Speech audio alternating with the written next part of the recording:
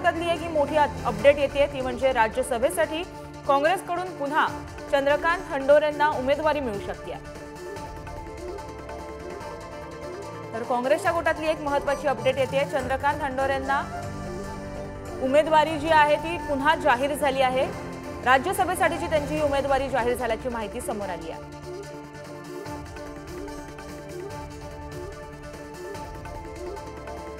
तर याबाबत अधिक माहिती जाणून घ्या आमचे प्रतिनिधी शिवाजी यांच्याकडून। शिवाजी, राज्यसभेसाठी काँग्रेसकडून पुन्हा एकदा चंद्रकांत हंडोरेंना उमेदवारी मिळाली आहे, काय अपडेट? या अगोदर विधान परिषदेला त्यांचा पराभव झाला होता आणि भाई जगताप ते निवडून आले होते। चंद्रकांत हंडोरे यांचा झालेला पराभव, त्याच्या स्वरूपात जे रिपोर्ट होते ते राजधानी दिल्लीमध्ये पोहोचले होते आणि यावरती वारंवार बोललं जातं की ज्या आमदारांनी या संदर्भात विरोधात मतदान केलेलं आहे त्यांच्यावरती कारवाई करावी। त्यामध्ये जो गट होता तो आता बाहेर पडताना काँग्रेसमधून पाहायला मिळतोय। मात्र चंद्रकांत हंडोरे यांच्यावरती जो अन्याय झाला होता त्या दृष्टिकोनातून त्यांना उमेदवारी देण्यात यावी असं सातत्याने सांगण्यात येत होतं। लोकसभा निवडणुकीच्या दृष्टिकोनातून देखील त्या वर्गाची मतं काँग्रेसला मिळणं गरजेचं आहे। त्या दृष्टिकोनातून चंद्रकांत हंडोरे यांना ही उमेदवारी जाहीर झालेली आहे। मात्र राज्यामध्ये जी परिस्थिती आज आपल्याला पाहायला मिळत आहे, काँग्रेसमध्ये झालेली खूप आपल्याला समोर पाहायला मिळत आहे। मात्र त्यांच्यासोबत जर आपण राष्ट्रवादी काँग्रेसचे आणि काँग्रेसची मतं त्यामुळे शिवसेनेची ठाकरे गटाची मतं असे एकत्रित करत मोठा पूर्ण होऊ शकतो। त्यामुळं आता चंद्रकांत हंडोरे यांच्या नावाची उभारणी या ठिकाणी लागली असं पाहायला मिळतं। काँग्रेसकडून राज्यसभेची ही पहिली उमेदवारी असल्याचं कळतंय, ही पहिली उमेदवारी जाहीर झाली आहे। जर आपण पाहिलं तर काँग्रेसने जी आज यादी जाहीर केलेली आहे त्या यादीमध्ये राजस्थानमधून सोनिया गांधी यांचं नाव आहे।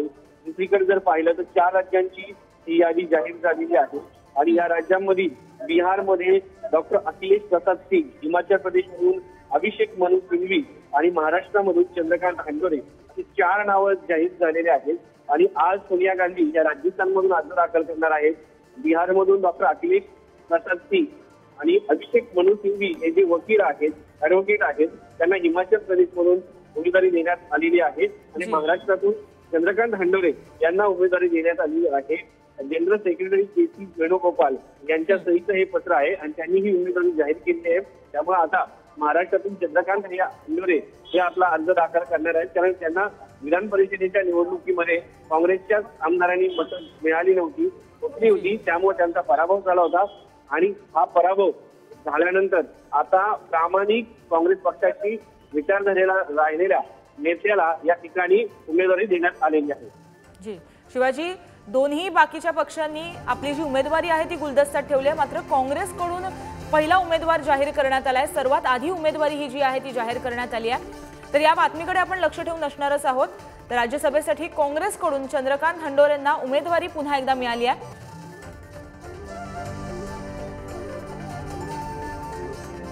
राज्यसभेसाठी काँग्रेसकडून चंद्रकांत हंडोरेंना उमेदवारी मिळाली आहे। काँग्रेसकडून राज्यसभेसाठी उमेदवारी ही जाहीर झाली आहे। चंद्रकांत हंडोरे हे राज्यसभेच्या मैदानामध्ये आता उतरणार आहेत।